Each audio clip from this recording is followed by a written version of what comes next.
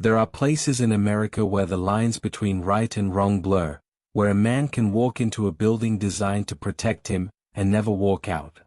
No gunfire. No chase. No explanation. Just silence. That's what happened to Andre Jackson, a 32-year-old black man with no criminal record, no enemies, and every reason to live. On the evening of July 17, 2011, Andre walked into the Jefferson Heights Police Department, a rural outpost tucked along a cracked two-lane highway in northern Mississippi, to report a minor traffic incident. Surveillance footage showed him entering the lobby at 5:42 p.m. He was never seen again. Not on video. Not by the officers on duty. Not by his family. Not by the world. 4 years, the department insisted Andre left through a side exit. They claimed the footage had been accidentally deleted, the logs misplaced, the memory of the officers uncertain. His mother called it what it was, a lie wearing a badge. What followed was a decade of whispers, cover-ups, and secrets buried beneath a town that desperately wanted to forget. But one thing about the truth? It has a heartbeat. And eventually, it gets loud enough to hear. Before we continue, take a second to push the subscription button for notifications if you find our stories interesting. Now, let's continue.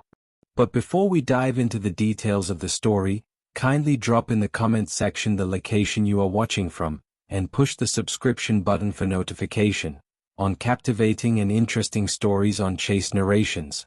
Now let's continue with the story. Andre Jackson wasn't famous. He wasn't flashy. He didn't make noise or seek headlines. He fixed cars. He loved his mama. He volunteered on Sundays at the local rec center helping kids learn to box.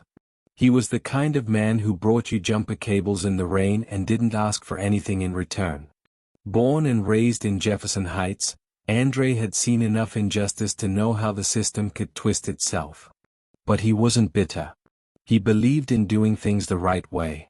That's why, when a reckless driver sideswiped his pickup that July afternoon and sped off, Andre did what every decent citizen is told to do: he filed a report. His girlfriend, Tasha Reynolds, recalled their last phone call like it was branded into her memory. He said, "I'm at the station now, babe. Shouldn't take long." And I said, "Call me after." But he never did. He never did. Andre's truck was found parked in a visitor space outside the station the next morning. His keys were in the cup holder. His phone lay on the passenger seat, battery drained. Inside the station, no one claimed to remember speaking with him. No log entry bore his name. The footage? Gone. Erased. They said the camera system had glitched. But here's what makes this story unforgettable. A month later, a rookie officer went missing too. Same station. Same kind of silence. And buried in the cracks of Jefferson Heights was a secret that connected both disappearances, a secret people would kill to keep hidden. The Jefferson Heights Police Department sat at the edge of town like a worn-out memory, gray cinderblock walls, a faded flag, and a crooked sign that hadn't been repainted since the 80s. Inside, it smelled like burnt coffee, cheap bleach, and something colder, something harder to name. At 5:42 p.m. on July 17, Andre Jackson walked through its doors. At 6:03 p.m., an officer logged out of the system. At 6:10 p.m., the main desk phone went unanswered. By 6:32 p.m., the lobby camera stopped recording. At 8:15 p.m., Tasha called Andre. It went straight to voicemail. And by 9 p.m., Andre's mother, Deloise Jackson, was pacing her living room, staring at the clock like it owed her an explanation. When she called the station, a tired voice answered. "Ain't nobody by that name been here." Deloise drove there herself. She parked next to Andre's truck, still sitting under a broken streetlight. Inside, the night shift officer blinked at her. "Sorry. No record of him coming in. But his truck's outside. Maybe he left with someone." "With who?" The officer shrugged. That was the end of it, for them. But not for Deloise. She called hospitals, jails, county dispatch. Andre wasn't in the system.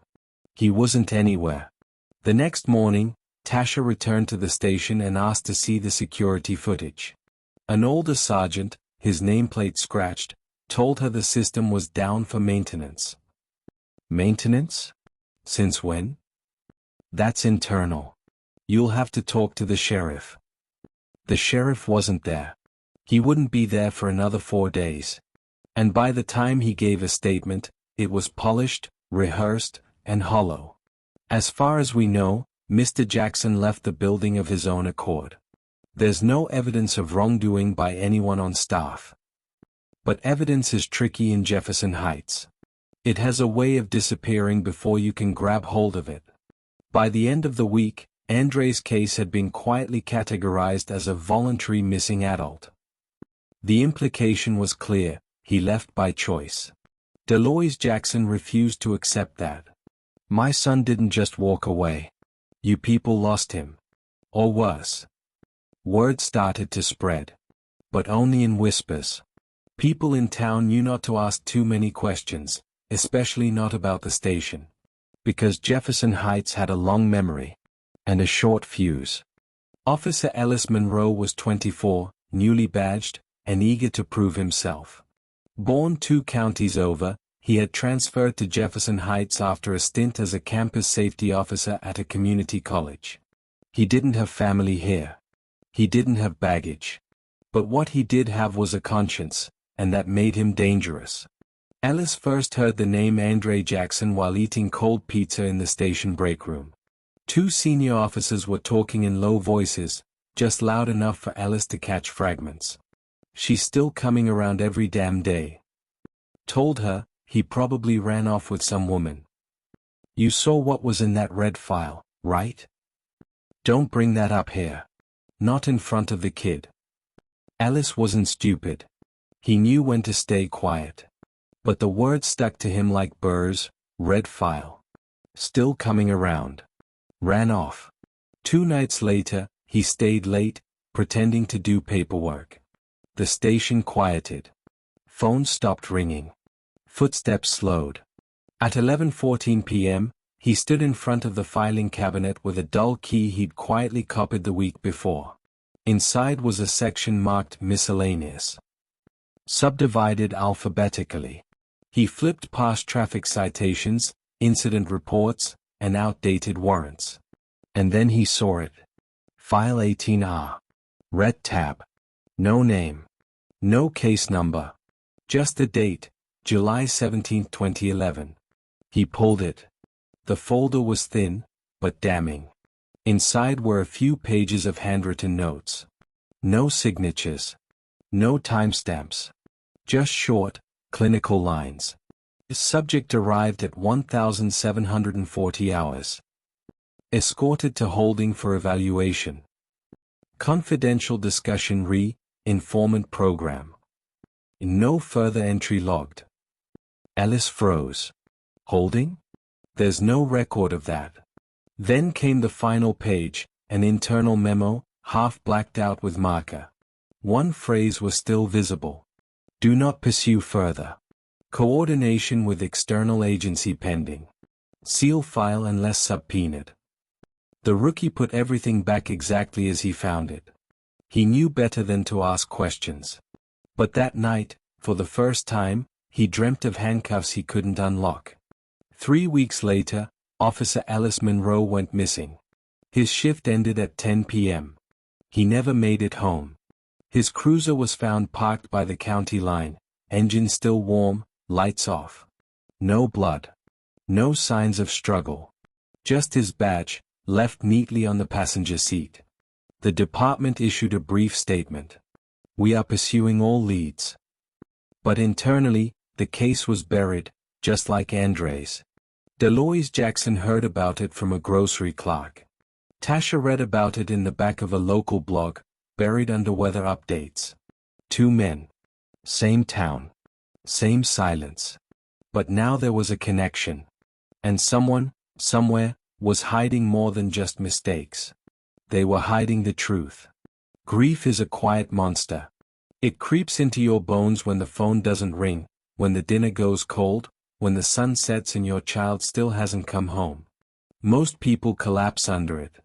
Deloise Jackson built a wall from it. She had been a nurse, a choir mother, and a caregiver to her aging mother before life hollowed out around her. But after Andre vanished, she took on a new title, activist. Not because she wanted it. Because no one else would carry the weight. She printed flyers with Andre's picture and taped them on every window in Jefferson Heights. She called the local papers every week until they stopped answering. She filed 3 FOIA requests. All denied. Ongoing investigation, they said. No public comment, they said. He's a grown man. Maybe he left, they said. Deloise knew better. Andre had always called. Always. Even when he was running late. Even when he was tired. He was dependable the way clocks are. So she drove. She knocked on doors. She visited the police station more times than anyone could count. Eventually, they stopped making eye contact when she entered. One morning, 10 months after Andre's disappearance, Deloise sat outside the precinct in a lawn chair with a handwritten sign. "Where is my son?" She sat there for 6 hours. Not a single officer spoke to her. A news van from Jackson County showed up late in the afternoon. A young reporter asked her if she had a statement. Deloise looked into the camera with eyes that hadn't wept in weeks. He walked into a building that's supposed to protect people. And he never came out. I want them to say his name. I want them to admit he was there. I'm not moving until someone tells me what happened. The story aired that night on local television. It got 100 shares. Then 1,000. Then 15,000. People outside Jefferson Heights began to ask questions. Deloise started getting letters from other families. Some of them black. Some of them poor. All of them ignored. One letter stood out. It came with no return address. Just a short message. He didn't leave. Look under the old records room. Basement never got cleared after the fire. That's where they hide what they don't want found. Deloise took the letter to the station the next day. The front desk officer wouldn't even take it. So she drove to WAPT Channel 16 in Jackson and handed it to the same reporter who'd covered her story. That reporter brought it to an independent investigative journalist named Marcus Bell. And that's when everything began to unravel. Because Marcus had covered cases like this before. He had seen how small-town systems protected themselves. And he knew one thing to be true. The closer you get to the truth, the more dangerous it becomes. Marcus Bell didn't scare easily. He had reported from war zones, uncovered corruption rings in 2 states, and once chased a crooked sheriff out of office with nothing but a MIC, a notebook, and a relentless sense of purpose. But there was something about Jefferson Heights that felt colder than war. It started with Deloise's letter. He read it 5 times in one sitting, then drove to Jefferson Heights the next day without notifying anyone, not his producer, not his partner, not even his editor. He called it gut instinct. His first stop was the public library. The building was small, underfunded, and smelled of mildew and old ambition. He combed the archives for any record of fires at the police department. And there it was, a brief article from 2007. Minor electrical fire damages basement storage room at JHPD. No injuries reported. Files moved to temporary location. Marcus made a note. No follow-up story. No inventory report. Next, he tried to obtain a layout of the department. Public records offered nothing. He filed a records request, but he knew that would go nowhere. So he walked into the police department lobby. The air felt stale. A lone fan hummed on a corner desk. The woman at the window greeted him with that tired, polite suspicion only small towns can perfect. "Can I help you?" "I'm here researching a story on missing persons. Particularly Andre Jackson." The woman froze for a split second. Then her tone shifted. "You'll need to contact the sheriff's office directly. We don't comment on ongoing investigations. Marcus smiled politely. Oh, of course. Just one more question. Do you still use the basement for file storage? She blinked, visibly thrown. No. That part of the building's been sealed off since the fire. Sealed off. It matched the letter. He stepped out of the station and called Delores. I believe you, he said.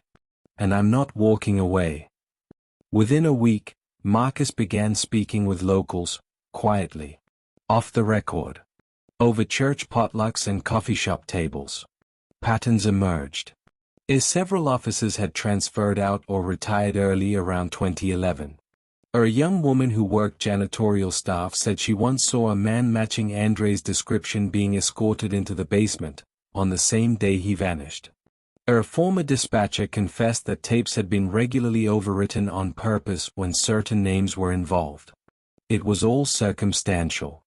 But it was building. Then Marcus got a phone call, from a blocked number. A male voice. You need to stop. You think you're chasing justice, but you're digging into something that doesn't want daylight. You want to end up like the rookie? The call disconnected. Marcus didn't sleep that night. But he didn't stop either. Because what he had now wasn't just a story. It was a trail. And it led straight to the door they said had been sealed for years. The Jefferson Heights Police Department had claimed for over a decade that the basement was sealed, condemned after the 2007 fire, inaccessible due to structural hazards. But when Marcus Bell returned under cover of darkness, camera in hand, he found something strange. There was no warning sign. No taped-off perimeter. No lock on the stairwell door tucked behind the records office. Just a dusty knob, and silence. It creaked when he opened it. The air was thick with old paper and mold. The fluorescent lights flickered overhead, some burned out completely. His flashlight beam cut through the darkness like a blade. The stairs groaned under his weight. As he descended, Marcus felt the temperature drop. Below, the basement was a time capsule. Dozens of file boxes were stacked against the walls, some toppled over, their contents spilling across the concrete floor. Filing cabinets rusted at the edges. A broken water pipe dripped faintly in the corner. But what caught his eye wasn't the clutter. It was a door. Steel. Windowless. Built into the back wall. And unlike everything else in the room, it was new. Marcus approached slowly, hand trembling just enough to blur the light. He reached for the knob. It turned. No resistance. No code. No key. Just a soft click, and the sound of history opening its mouth. Inside was a small, narrow room. One chair. One desk. One fluorescent light buzzing overhead. And on the desk, a tape recorder. Marcus hit play. July 17, 2011. Subject: Jackson, Andre. Male. 32, cooperative. Claims harassment by unknown vehicle. Notes to follow. The voice was calm, procedural. Male. Unfamiliar.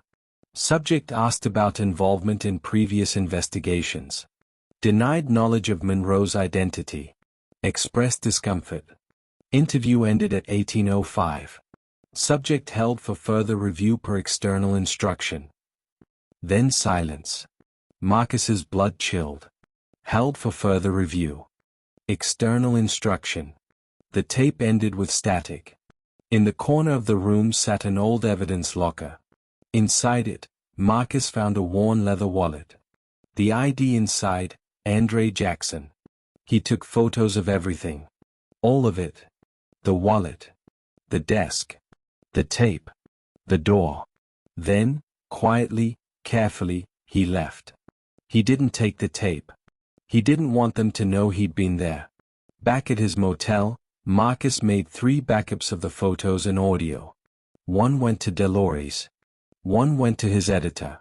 One to a cloud drive under a pseudonym. Then he wrote a headline on a notepad.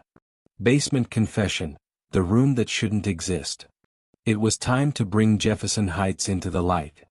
But what Marcus didn't know yet, was that someone had followed him down there. And they weren't going to let him walk away clean. Marcus Bell had covered stories that made powerful people nervous, but this was different. He returned to his roadside motel just after midnight. Room 6. Ground floor. He triple-locked the door, pulled the shades tight, and placed his recorder by the nightstand. He didn't sleep. Not really. At 3:12 a.m., he was reviewing the audio again when his burner phone lit up. No caller ID. He let it go to voicemail. 30 seconds later, it rang again. This time, a text popped up. "You were never in that room. Walk away or they'll erase you too." Marcus stared at the screen. His pulse didn't race. It steadied, flat, focused. He copied the message, sent it to his cloud backup, then to Deloise, with a simple line. "If anything happens to me, tell this story louder." And then, the power went out. Not just his room. The whole row of motel rooms. A surge. Total blackout. He knew he had 10, maybe 15 seconds. Marcus grabbed his laptop, 2 flash drives, the burner phone, and the envelope of printed photos. He slipped out the bathroom window, keeping low in the shadows. No headlights. No footsteps. But a black SUV was parked 2 lots over. No plates. Engine off. Windows tinted. He didn't wait to find out who was inside. Marcus ran, through the alley, across the back of the hardware store, until he reached the gas station a mile down. Inside, he approached the clerk, breathless. "I need to call 911. Someone's following me." The clerk hesitated, eyeing him cautiously. "You with that story about the missing man?" Marcus nodded. "Andre Jackson." The clerk's face changed.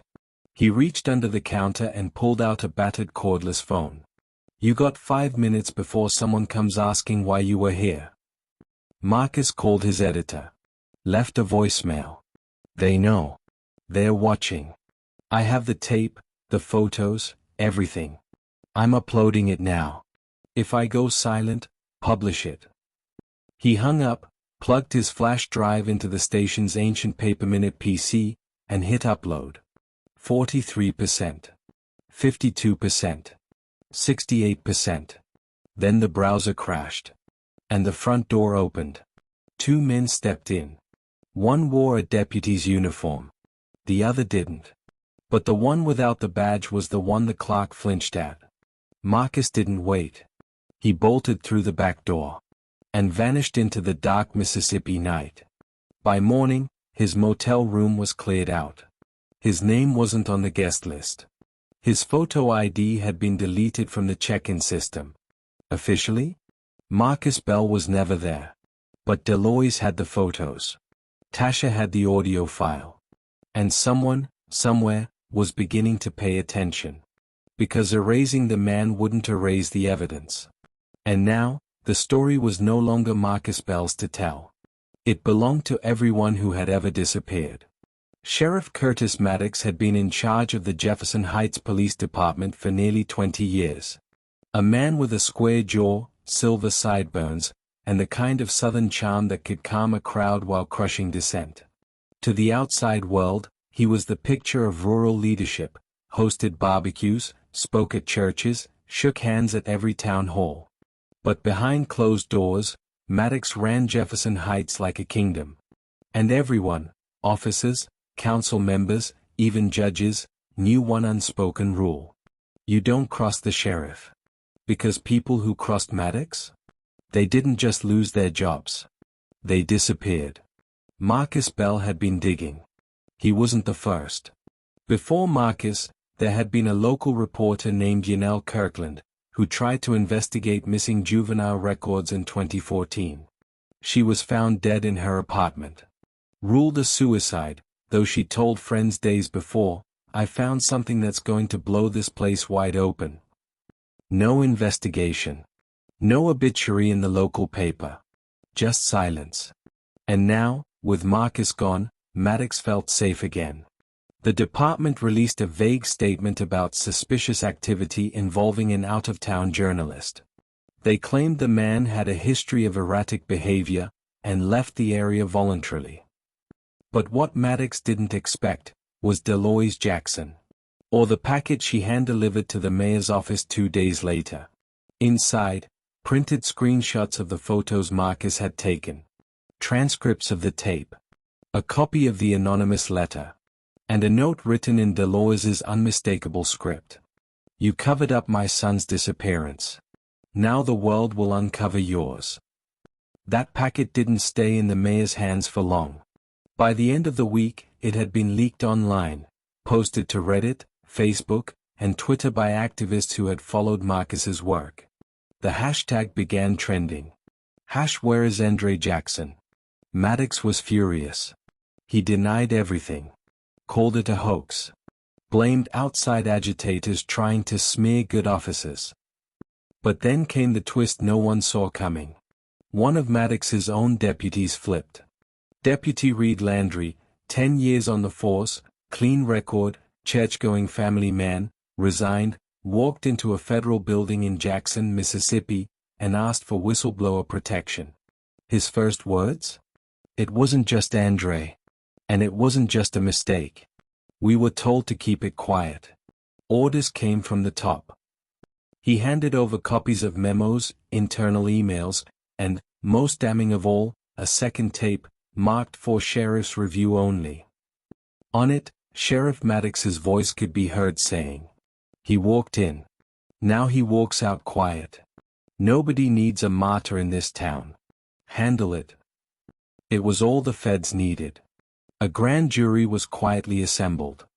The sheriff didn't know it yet, but his badge was bleeding. And this time, he couldn't stop the truth from leaking out. The rain hadn't stopped in 2 days. The ground behind the Jefferson Heights Police Department had turned to soup, muddy, soft, and slick with memory. Federal investigators arrived quietly. No flashing lights. No press conference. Just suits, boots, and sealed warrants. Their target? The foundation beneath the station. Using the testimony from Deputy Reed Landry and blueprints obtained from the county archives, they focused on the old drainage pit, a section of concrete Maddox had ordered sealed after the 2007 fire. According to Landry, that section hadn't been damaged in the fire. It had simply become inconvenient. On the third day of digging, they found it. The first body. Shallow. Wrapped in a tarp. Bones still loosely intact. It wasn't Andre. Dental records identified it as Officer Ellis Monroe, the rookie who'd gone missing in 2011 after poking around Andre's file. His badge was still clipped to his belt. But what chilled investigators more was what they found beneath him, another tarp, another set of bones. Smaller. Lighter. Female. And much older. They weren't expecting a second victim. Deloise Jackson was watching the news when the discovery was announced. She dropped her teacup. They said 2 bodies. 2. The second body wouldn't be identified for another 2 weeks. DNA testing finally revealed the truth. Yanelle Kirkland. The local reporter who had committed suicide in 2014. The one who said she had something big, before vanishing from the public record. The town gasped. But Deloise? She didn't flinch. "They buried the people who spoke up," she said. "Now they're digging them back up." It wasn't just a cold case anymore. It was a cover-up spanning years. Journalists. Whistleblowers. Even their own. And it led straight back to Sheriff Curtis Maddox. When federal agents raided his property, they found burner phones, shredded documents, and surveillance files on at least 6 other names, people who'd either questioned department practices or filed complaints. One of the names? Andre Jackson. Deloise sat on her porch as agents swarmed the station where her son was last seen. She didn't speak. She didn't cry. She just held Andre's photo against her chest and whispered, "We're not done yet." Because they still hadn't found him. And Deloise wasn't going to rest until they did. The Jefferson Heights Police Department had always claimed it kept meticulous records. Every booking. Every piece of evidence. Every report, filed, logged, boxed, and stored in accordance with state regulations. But when federal investigators swept the building, they found something that wasn't on any official floor plan. A locked steel door, hidden behind a false wall in the old evidence room. Covered by stacked boxes of inactive cases. The hinges were new. The floor beneath freshly patched. It wasn't just hidden, it was meant to never be found. Once opened, the air changed. Inside was a small, windowless room, maybe 12 feet by 12. Not temperature-controlled. No inventory logs. No surveillance. Just items. Lined along the wall were untagged bags, dusty bins, and manila folders without case numbers. And in the center, under a fluorescent bulb flickering like it, too, feared what it lit, was a box labeled Jackson 07A, hold, conf. Investigators opened it carefully. Inside. A pair of men's work boots, size 11. Mud-caked. A navy blue hoodie, torn at the sleeve. A wallet. And a blood-stained notepad, the initials AJ written in the corner.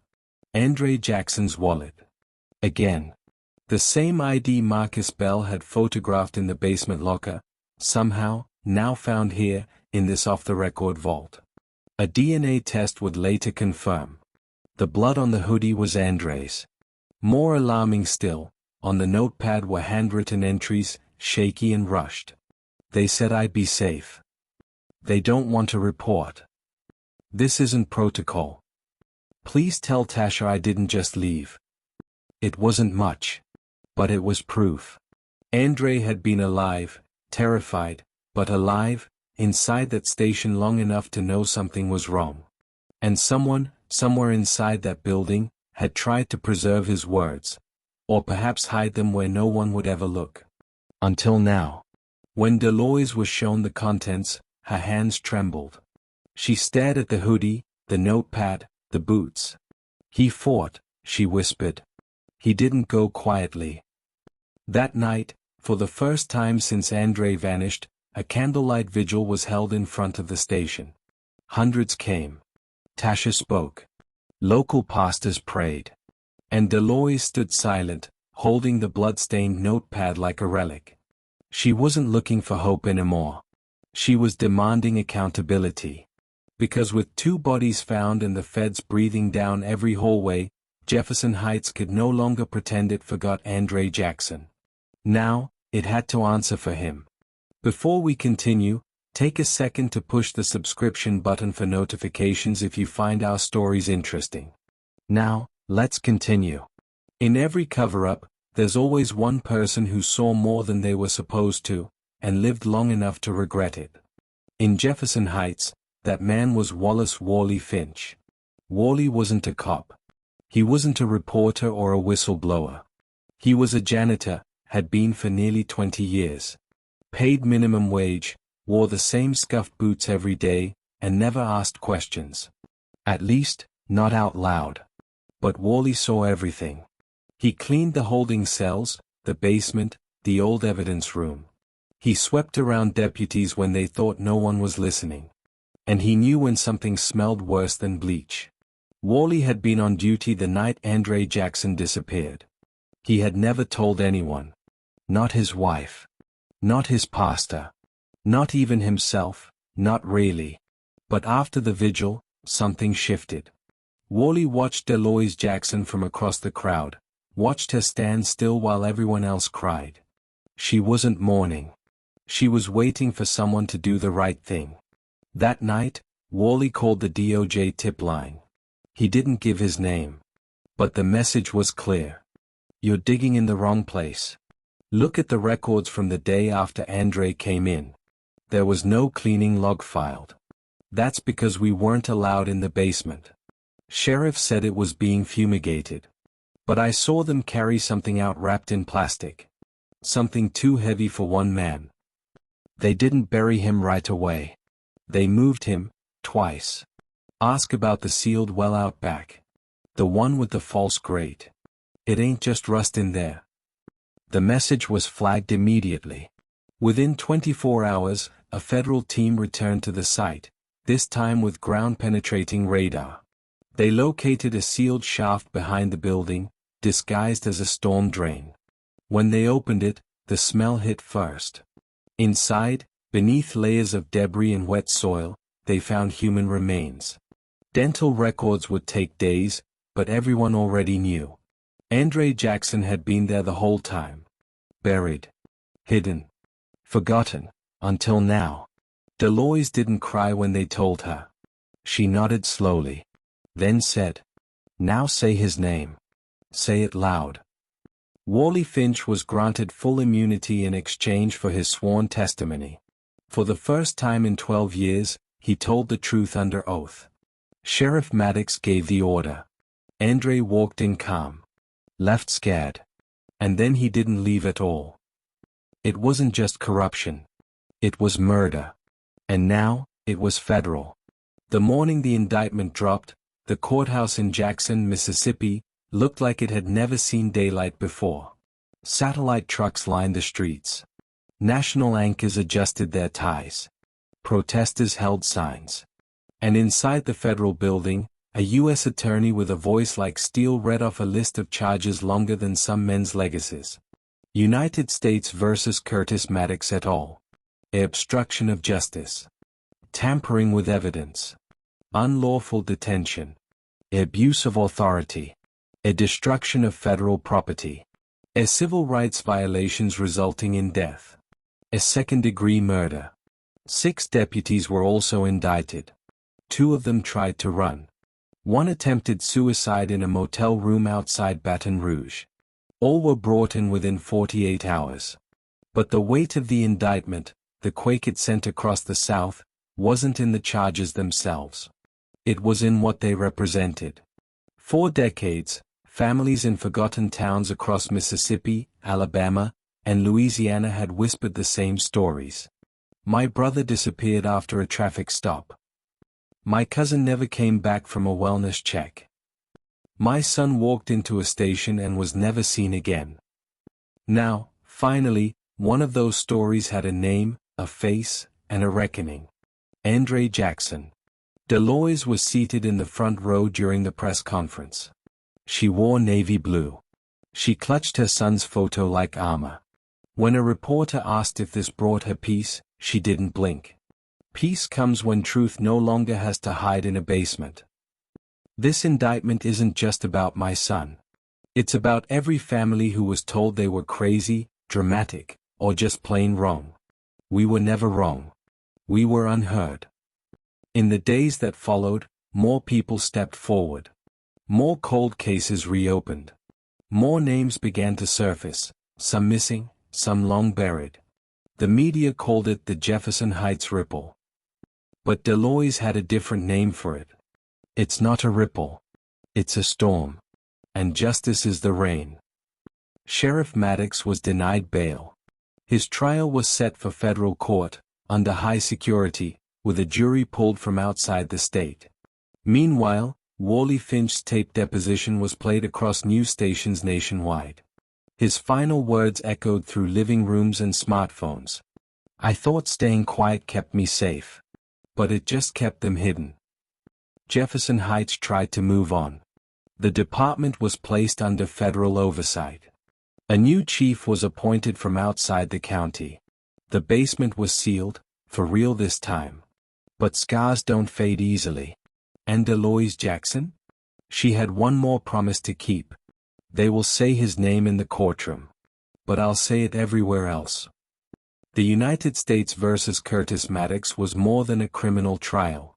It was a confrontation between truth and silence, between a mother's grief and a system that had called her delusional for over a decade.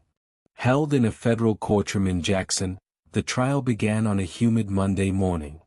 The courtroom was packed: press, activists, students, grieving families from other towns. They came not just to witness justice, but to make sure it wasn't buried again.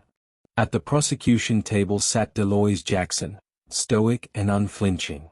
At the defense table, Curtis Maddox, pale, jaw tight, his badge no longer on his chest but on every piece of evidence held against him. The prosecution's case was relentless. First, they played the audio recording from Marcus Bell, the tape recovered in the hidden basement room. The jury heard the voice of an unidentified officer say Andre had been detained for evaluation, then held under external instruction. Then came Wally Finch, escorted under protection, his voice shaking as he described the night of July 17, 2011. He was scared. I saw it on his face. He asked what he was being held for. No one answered. Then Maddox showed up and told us all to clear out. Next came Deputy Reed Landry, the man who had flipped. He provided internal memos, proof of deleted surveillance footage, and the chilling directive written on a post-it note in Maddox's own hand. No logs. No leaks. No body, no case. The courtroom fell silent. But the defense fought back. They tried to paint Andre as paranoid, mentally unstable. They claimed he left on his own, that someone must have planted the wallet, the hoodie, the notepad. They called it a witch hunt, a media circus. But then came the moment no one could deny. The medical examiner's testimony. She showed photos from the sealed shaft where Andre's body had been found. The torn clothing. The defensive wounds on his arms. The fractures to his ribs. This was not a voluntary disappearance, she said. This was blunt force trauma. Sustained. Intentional. And then, Deloise Jackson took the stand. She didn't cry. She didn't raise her voice. She simply told the jury who her son was. He was kind. He was careful. He had dreams. He had a family. He was not a threat. He walked into that building because he believed someone would help him. Instead, he was erased. She turned and looked directly at Maddox. You didn't just take my son. You took the light out of this town. But here we are, years later, and you're the one in the dark. When the trial ended, the jury deliberated for just 6 hours. On count after count, the 4 persons stood and said the same word. Guilty. Maddox didn't flinch. But his eyes, for the first time, looked hollow. 6 deputies were sentenced alongside him. The longest sentence, life without parole. The shortest, 18 years. But Deloise didn't measure justice in years. She measured it in names said aloud, in truth returned to daylight, in a town forced to remember what it tried to forget. As she stepped out of the courthouse, the reporters swarmed. Ms. Jackson, do you feel justice has been served? She paused, looked at the sky, and said, justice isn't a verdict.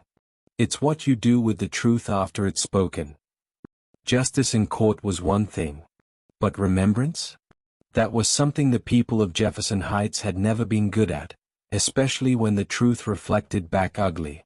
So when a group of local organizers and students proposed building a memorial garden outside the old police station, dedicated to Andre Jackson, Officer Ellis Monroe, Yanel Kirkland, and others lost to silence, they were met with immediate resistance. It's too political, said one councilman. It'll divide the community, said another. We should be moving on, murmured a woman at the grocery store.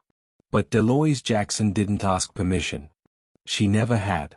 With money raised from a national campaign, and donations from families across the country, Deloise, along with Andre's sister Tasha and Marcus Bell's former newsroom, bought the land adjacent to the station. And on what used to be a crumbling concrete lot behind a rusted chain-link fence, they planted the first flower, a single white lily. Over the following weeks, volunteers came with wheelbarrows, gloves, and quiet determination. They cleared brush, painted benches, built a stone path that ended in a circle of trees, one planted for each name the system had tried to bury. In the center, they placed a black granite plaque, etched in clean block letters. We remember Andre Jackson, Alice Monroe, Yanel Kirkland, and all those who were silenced, displaced, or erased by the very systems meant to protect them. Your names will outlive their silence. The night before the dedication ceremony, the plaque was vandalized. Spray painted. Cracked. Someone scrawled liar across the granite in red. The mayor called it a tragedy. Deloise called it proof. They're still afraid of the truth. By sunrise, the paint was gone. Volunteers returned with power washers and epoxy. A local mason repaired the crack. And that afternoon, under a soft Mississippi sky, the memorial was unveiled, this time with more cameras, more supporters, and more names whispered by those who never stopped remembering.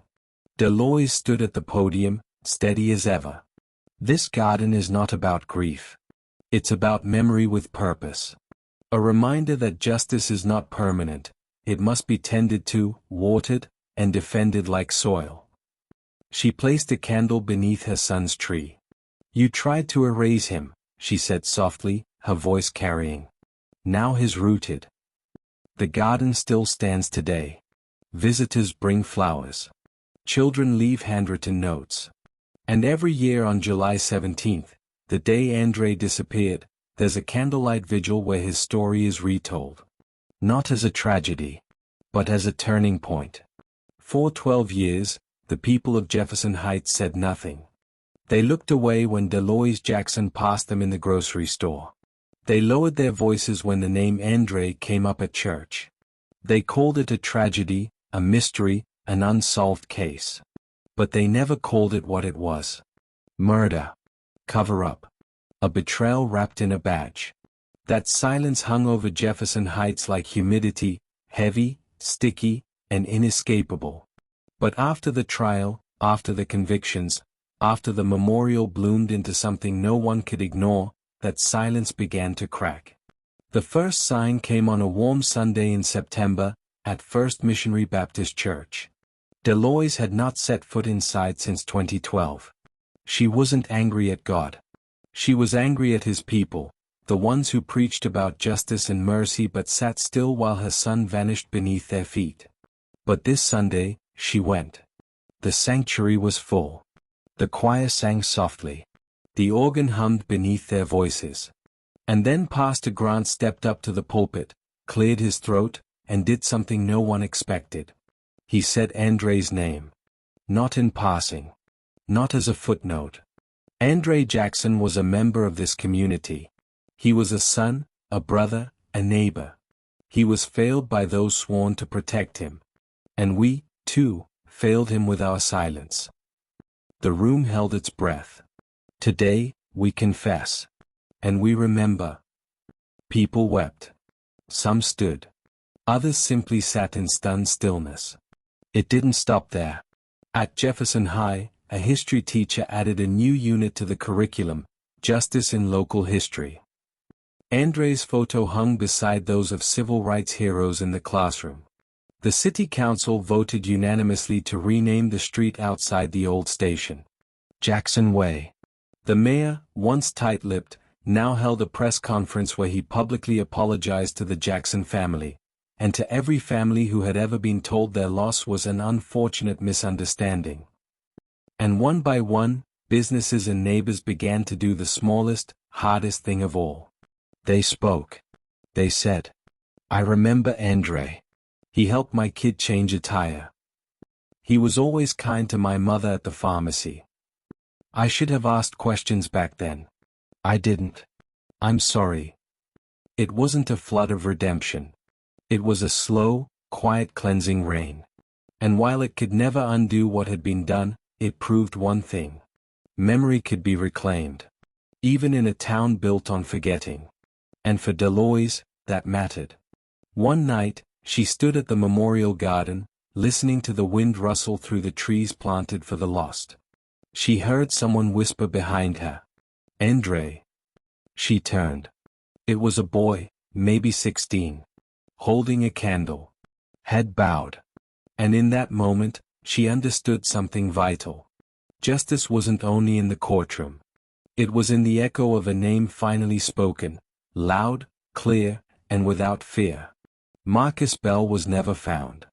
After the night he vanished from the Jefferson Heights motel, all that remained was a scattered trail of evidence, the files he sent, the burner phone he used, the photos he captured in the basement. For months, there was speculation. Some said he fled. Others whispered darker things. But those closest to Marcus knew better. He didn't run. He went silent because someone made him. Still, his work lived on. It was used in the indictment. It sparked movements. It resurrected names from the dirt. And yet, Deloise always believed he had more to say. And she was right. 6 months after the trial, Tasha Jackson received a package. No return address. No stamps. Just her name, scrawled in tight handwriting across a padded envelope. Inside was a flash drive, and a handwritten letter. The note was dated 3 days before Marcus disappeared. If you're reading this, it means I couldn't finish what I started. But that doesn't mean it ends with me. This story never belonged to me, it belonged to Andre. And Ellis. And Yanel. And every name we never learned. I've attached the final version of my report. Not the one the papers wanted, the one I was afraid to publish. The full truth, unedited. There are things in there I didn't have time to verify, but they fit the pattern. They might lead you to others. Tasha, I followed this case because of your brother. But I stayed because of you and your mother. You made me believe that stories can survive bullets, silence, and buried rooms. Tell it how it should be told. Not clean. Not polished. But real. It was signed simply. Marcus. Tasha read the letter twice before plugging in the drive. On it was a 113-page document. Timestamps. Interviews. Photos. Names of other families in other towns. A blueprint for something bigger than Jefferson Heights. A national web of disappearances tied to local law enforcement abuse and manipulation of records. Marcus had found patterns, not just in Mississippi, but in Alabama, Georgia, and Louisiana. All small towns. All with cases where young black men had disappeared after entering custody. No alerts. No inquiries. Just silence. Tasha sat at her laptop until dawn, combing through his notes. He was trying to warn the world, she whispered. And no one was ready. But now, she was. That week, Tasha contacted a producer at a major streaming network. She pitched a docuseries. Not about Jefferson Heights alone, but about Marcus's map. It was greenlit in 3 days. And the first episode? It opened with Marcus's voice, pulled from one of his early interviews. If I disappear, don't look for me. Look for who needed me gone. And then make them regret ever thinking silence would save them. Deloise watched the premiere from her living room, tears silently tracing her cheeks. He told the truth, she said. And now the whole world will hear it. It was released without fanfare, no flashy teasers, no influencer campaigns. Just a title card in stark black and white. The ones they tried to erase, the story of Andre Jackson and the pattern beneath it. Created from the notes of investigative journalist Marcus Bell. Uploaded on a Sunday night to a major streaming platform, the documentary was expected to reach a modest audience. Activists, true crime fans, maybe a few news junkies. But within 48 hours, it exploded. The ones they tried to erase began trending globally.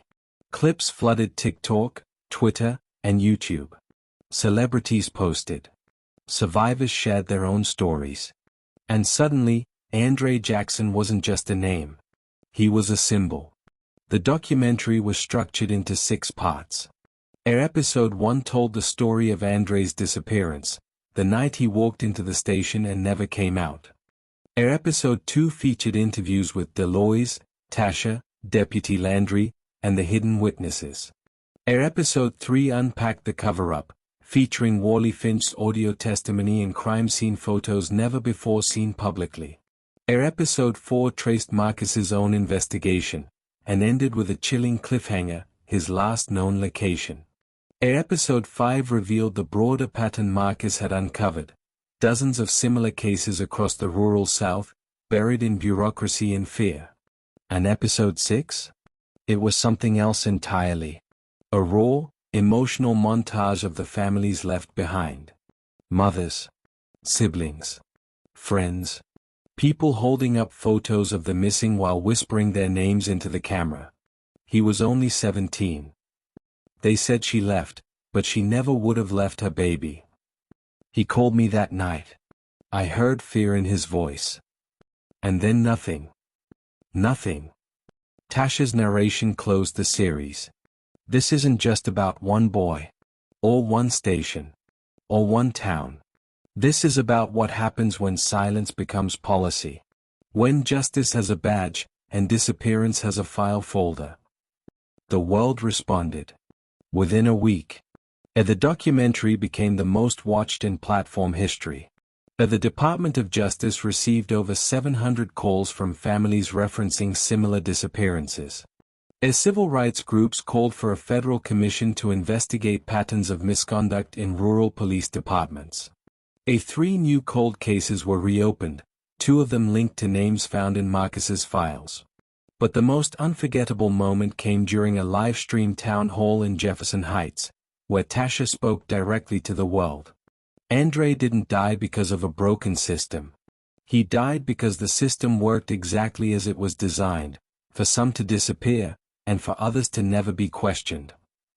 But we questioned. We remembered. And we spoke. She held up a framed photo of Marcus, then of Andre. They tried to erase these faces. Now they're on every screen. The crowd stood. Millions watched.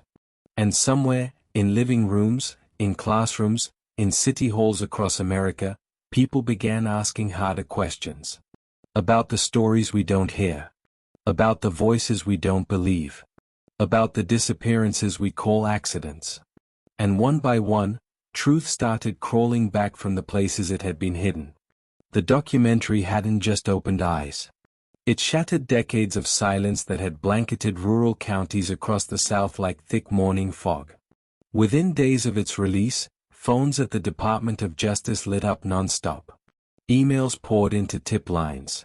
Local offices in Alabama, Georgia, Arkansas, and Louisiana received handwritten letters from aging parents, childhood friends, pastors, even retired officers, all sharing variations of the same words. I think what happened in Jefferson Heights, happened here too. The DOJ formed a rapid response task force. Its focus, identifying and cross-referencing suspicious disappearances from police custody between 1995 and 2018, cases previously dismissed as voluntary runaways, overdoses, or lack of probable cause. By the second month, the task force was reviewing 48 cold cases in 11 counties. By the third month, that number had nearly tripled. And it all pointed to a terrifying pattern. Coordinated practices of suppression, falsified logs, and internal disposal protocols used by certain rogue departments to silence perceived threats, whistleblowers, victims of misconduct, and black men who had filed complaints. The case that reignited the national headlines was that of Tyrone West, a 22-year-old who disappeared from Choctaw County, Alabama, in 2009. He'd gone into the sheriff's office to report racial harassment by 2 deputies. He was never seen again. Until now. Because after watching the documentary, a former evidence tech, now living under an assumed name in Texas, came forward. She confessed she had helped hide Tyrone's phone and jacket in a mislabeled box, afraid to destroy them but too scared to speak. Her testimony led investigators to a sealed well on decommissioned prison land. Inside, they found Tyrone's remains. The country exploded in outrage. Civil rights leaders rallied. Marches filled streets from Selma to Sacramento. Congress was forced to respond. A federal bill, the Jackson-Bell Transparency Act, was introduced, requiring all local departments to report deaths in custody within 24 hours and mandating external audits of missing persons cases involving law enforcement. The bill passed the House in a landslide. But back in Jefferson Heights, Deloise Jackson watched it all with quiet resolve. She received letters from families she'd never met. One woman from Louisiana wrote, "I never had the strength to ask what really happened to my son. But because of Andre, I did. And now I know. Thank you." Deloise folded the letter and tucked it into a box labeled Andre's Legacy. Inside were dozens more. Cards. Photos. News clippings. Proof that her son's story was now so much bigger than one station, one sheriff, or one town. And when a CNN anchor asked her if she felt justice had finally been served, Deloise smiled, softly, solemnly. No. Justice isn't served. It's demanded. It's worked for. It's passed down like a seed. And now it's growing across every county line they thought would never cross. She stood in the memorial garden later that day, surrounded by families holding candles for names still missing. Some of those names, finally, had case numbers again. And above the treetops, the wind whispered softly. Not forgotten. Not anymore. It started with a researcher. Lena Brooks, a 31-year-old grad student from Tulane University, was deep into her thesis on racial disparities in mid-2000s law enforcement policies when she stumbled onto something strange at the Mississippi State Archives. She had pulled a collection of microfilm rolls documenting Jefferson Heights police activity between 2010 and 2013, hoping to better understand the climate in which Andre Jackson disappeared. Most files were mundane: arrest logs, traffic citations, budget reports. But one roll was marked incorrectly, labeled 2011 Special Event Permits. Inside wasn't permits. It was something else. An internal memo chain. Stamped confidential. Marked with a symbol Lena didn't recognize, a red X through a sheriff's star. The memos referenced a subgroup task protocol used only under internal security emergencies, and signed by someone listed only as M. One memo stood out. Target has entered precinct voluntarily. Proceed with Phase 2. All logbooks paused. Cell 3 reassigned. No digital trail authorized. Duration, 72 hours maximum. Condition, disposable. At the bottom, a code. JHAXX 2011-07. Lena's breath caught in her throat. JH. Andre Jackson. July 2011. She knew what she was looking at wasn't just about one man. She took photos. She backed up the film digitally. She cross-checked state-level access logs, and found that this reel had never been catalogued. It had sat in the wrong drawer for over a decade, possibly intentionally misfiled. She took the findings to the DOJ task force. Within hours, they verified it. The memo confirmed what everyone had long suspected. Andre's death wasn't a tragic mistake or spontaneous act. It was policy. Internal. Pre-planned. What had been hinted at in Marcus's files, whispered in depositions, and speculated in the press now had a smoking gun. The implications were staggering. Because if Jefferson Heights had a protocol for undocumented containment, other counties might have used it too. The red X signature, once an anomaly, was now seen as a symbol of silence, used to flag cases meant to vanish. A second search of the archives revealed 3 more rolls with similar labels, each tied to jurisdictions now under federal investigation. By the end of the week, the Justice Department announced the formation of a new Truth in Custody Commission. Its mission: review all in-custody disappearances flagged with irregular reporting. Subpoena internal communications from departments using the Red X protocol. Interview surviving officials linked to JHAXX programs. And in the center of it all stood a single, haunting page, Andre's memo, now blown up, printed, and displayed in a federal oversight hearing. Deloise Jackson sat quietly in the chamber gallery that day. She didn't cry. She didn't speak. She just held her son's photo while the country stared at the proof of what it had long tried not to see. No digital trail authorized. Duration, 72 hours max. Condition, disposable. They had tried to erase him with policy. But now, his name was in the national record. Filed. Preserved. And permanent. The chamber was still. Rows of elected officials sat in stiff suits under bright lights, camera lenses capturing every blink. Reporters lined the back wall. The moment had been building for years, not just through courtrooms and documentaries, not just in gardens or vigils, but in the hearts of everyone who had ever waited too long to be heard. At the center podium stood Congresswoman Althea Rowe, herself once a civil rights attorney from Birmingham. A voice sharp as a blade, steady as a prayer. In her hands, a stack of papers. The Jackson Bell Federal Custody Accountability Act, a bill named after Andre Jackson and Marcus Bell.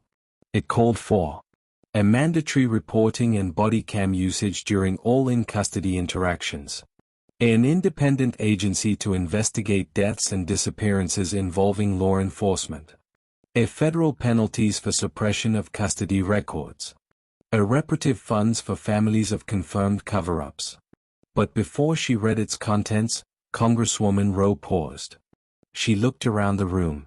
Then, into the cameras. Let the record show that this is not just legislation. This is remembrance. This is redress. This is reckoning. She placed one photo on the podium, Andre Jackson's high school senior picture. His smile, quiet, reserved, but full of light. On July 17, 2011, a 19-year-old young man named Andre Jackson walked into a police station in Jefferson Heights, Mississippi, seeking help. He never walked out. For 12 years, his mother, Deloise, begged for answers. For 12 years, this country failed her. But today, we remember his name here, in this room of power, where too many names have been forgotten. Today, we commit to saying them. All of them. She began to read. Andre Jackson. Alice Monroe. Yanel Kirkland. Tyrone West. Devin Green. Kalisha Bryant. Marcus Bell. The names echoed through the chamber like church bells. Some representatives bowed their heads. Others wiped tears. A few walked out. But most stayed. And they listened. When the roll call vote came, the act passed the House by a wide margin. The gallery burst into quiet applause. Not celebration, but release. In the Senate, the vote was closer. But as pressure mounted and more families came forward, the bill passed there, too, marking the most comprehensive federal reform on custody accountability in over 40 years. And on the day the president signed it into law, he handed the first ceremonial copy to Deloise Jackson. She didn't give a speech. Instead, she simply touched the embossed title, the Jackson Bell Act, and whispered, "You're heard now, baby. You're heard." Today, in Jefferson Heights, the old station is gone, razed, its bricks salvaged and repurposed into a new structure nearby. The Andre Jackson Center for Justice and Memory. Inside are exhibits, recordings, open case files. A quiet room with the names of every person lost in custody with no clear explanation. On the far wall, etched in marble. When they tried to erase him, they planted a seed. Now he lives in every fight for truth. Students come on field trips. Families come with candles. Tourists visit and leave changed. And every year on July 17th, people gather, not in mourning, but in defiant remembrance. They hold up his photo and say the words that were once buried in basement silence. Say his name. Andre Jackson. And now, the world does. If you enjoyed this episode of Chase Narrations, please like, subscribe, and turn on notifications. Your support helps us continue to share impactful and meaningful content.